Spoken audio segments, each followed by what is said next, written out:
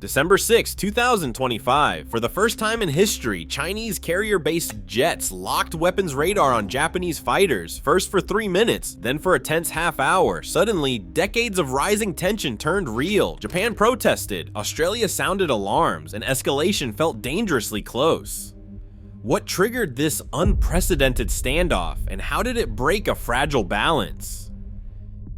In September 2010, a Chinese fishing trawler collided with Japanese Coast Guard vessels near the Senkaku Islands, igniting a diplomatic crisis that drew international scrutiny. The Japanese government detained the captain, prompting Beijing to halt rare earth exports and suspend high-level talks. 2 years later, Tokyo moved to nationalize several of the disputed islands, a step that led to mass protests across China and a sharp increase in Chinese maritime patrols. By late 2012, Chinese government ships and aircraft were operating regularly near the islands, challenging Japanese claims and pushing both sides into a pattern of constant vigilance. November 2013 brought a new layer of complexity. China declared an air defense identification zone over the East China Sea, overlapping Japan's own air defense identification zone and covering the contested islands. The announcement required foreign aircraft to submit flight plans and maintain radio contact with Chinese authorities, but Japan and the United States refused to comply. The result was a dramatic rise in intercepts. Japan's Ministry of Defense reported hundreds of scrambles each year, with annual figures climbing above 1,000 by the early 2020s.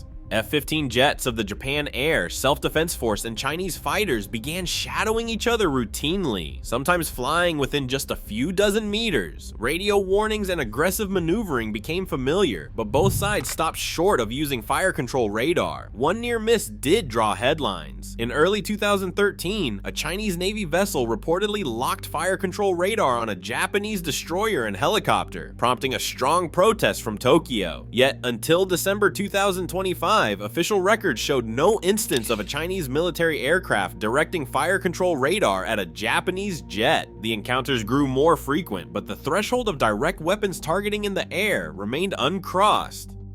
At 16:32 on December 6, 2025, a Japan Air Self-Defense Force F-15J scrambled southeast of Okinawa, intercepting Chinese J-15 fighters operating from the aircraft carrier Liaoning. According to Japan's Ministry of Defense, the first incident began in international airspace. For 3 minutes, the Chinese fighter intermittently directed fire control radar at the Japanese jet. The F-15J maintained its patrol and recorded the radar warning signals that signaled a potential missile lock. The event ended at 16:35, with both aircraft maintaining separation and no weapons fired. Roughly 2 hours later at 18:37, a second Japanese F-15J responded to what was described as a major airspace intrusion in the same region. Over the next 31 minutes, the J-15 again intermittently illuminated the Japanese fighter with fire control radar. This extended window lasted until 1908 and was documented by Japanese defense officials, who described it in a formal protest as a deliberate sustained act. Throughout both encounters, the Ministry of Defense emphasized that the F-15Js were operating in Japan's air defense identification zone over international waters and did not cross into Chinese claimed airspace. In official press statements, Japan characterized the radar illumination as dangerous and beyond what is necessary to verify aircraft in an intercept. The Ministry of Defense attributed both incidents directly to J-15s launched from Liaoning, which was conducting carrier operations south of Okinawa at the time. No technical data from the cockpit or detailed radar logs have been released publicly, but the ministry's timeline and attribution have been echoed in international media. These precise time windows and platform identifications now anchor the public record and frame the questions about verification and escalation that follow.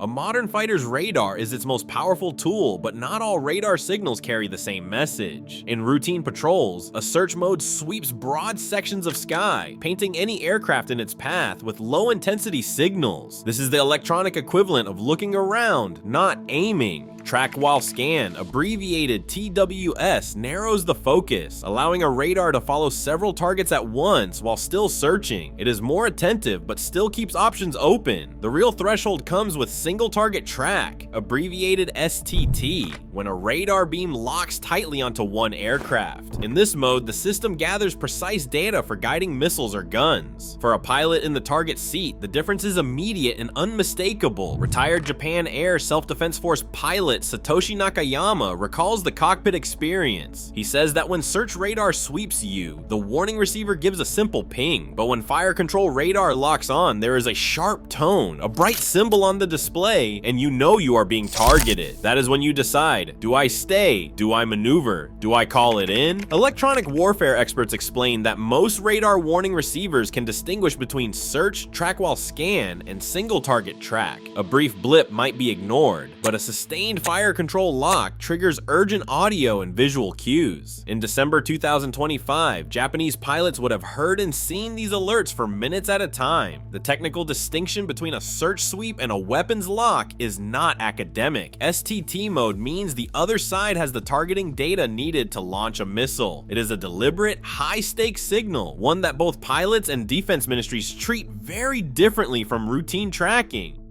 Independent verification of the radar lock claim begins with a careful chain of evidence. Japan's Ministry of Defense released a timeline, naming the platforms and durations, but withheld all cockpit data and radar logs. No screenshots from the F-15J's warning receiver, no spectrum analysis, and no mission data from the J-15s have entered the public record. This leaves analysts relying on open source intelligence to test the claim's credibility. The first step is cross-referencing the official Japanese statement with available satellite imagery. Commercial satellites did capture the Liaoning carrier group operating south of Okinawa in early December, confirming the presence of both Chinese and Japanese aircraft in the region. Civilian tracking platforms such as ADSB Exchange offer only limited coverage because military transponders are typically off and their absence during the reported window does not contradict the ministry's account. Analysts next turn to media sourcing. Outlets such as Bloomberg and Military Watch magazine echo the ministry's timeline, but offer no new technical data. The only consistent detail across outlets is the 3-minute radar lock in the first incident. The claim of a 30-minute continuous lock is repeated in some reports, but remains uncorroborated by any primary document. Expert commentary fills some gaps, but each voice brings a distinct vantage point. Retired Japanese Air Self-Defense Force pilots stress the unmistakable nature of a fire control lock in the cockpit, while radar specialists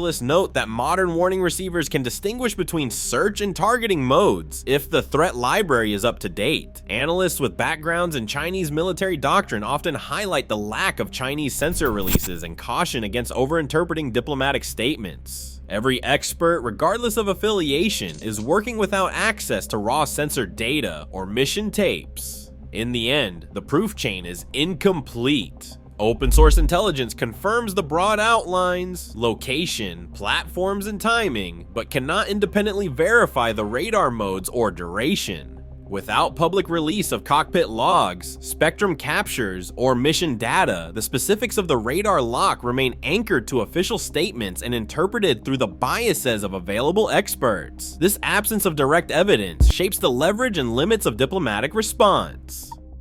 Japan's government responded within hours and lodged a strong protest through diplomatic and defense channels. Officials described the radar lock as a dangerous act that exceeded the bounds of safe flight and demanded that China take immediate steps to prevent a repeat. Prime Minister Sanae Takaichi called the incident extremely regrettable, echoing language from the Ministry of Defense that called the action far beyond what is necessary during an intercept. Australia, a close security partner, issued a public statement expressing deep concern and urging all parties to exercise restraint and adhere to international aviation safety norms. Beijing, for its part, rejected Tokyo's account, accusing Japanese jets of interfering with routine Chinese training exercises and warning against what it called slander and provocation. No side released the full text of their diplomatic notes, leaving only these summarized phrases in the public record. The official positions now define the boundaries for any further response. A single radar lock can be misread as the first step toward missile launch. In a crowded sky, even a brief miscalculation may trigger a defensive response. If a pilot interprets sustained fire control illumination as a prelude to attack, doctrine allows for rapid escalation, sometimes in seconds. A sudden maneuver to break lock could bring jets dangerously close, increasing the chance of a mid-air collision. The risk compounds when encounters stretch from minutes to half an hour, as reported in the December 6 incident. In these moments, the difference between signaling and provocation narrows. Both sides rely on rules of engagement that urge restraint, but not all scenarios are covered. If radar locks become routine, the danger of normalization grows. Crisis management tools like direct hotlines and clearer rules of engagement are designed to interrupt this cycle, but their effectiveness depends on mutual trust and rapid communication. Each encounter tests the limits of these safeguards. Today, rival militaries shadow each other in crowded skies, each radar lock raising the risk of miscalculation. In an era where seconds can decide peace or crisis, restraint is all that stands between tension and tragedy. The margin for error has never been smaller. What would you do in their cockpit?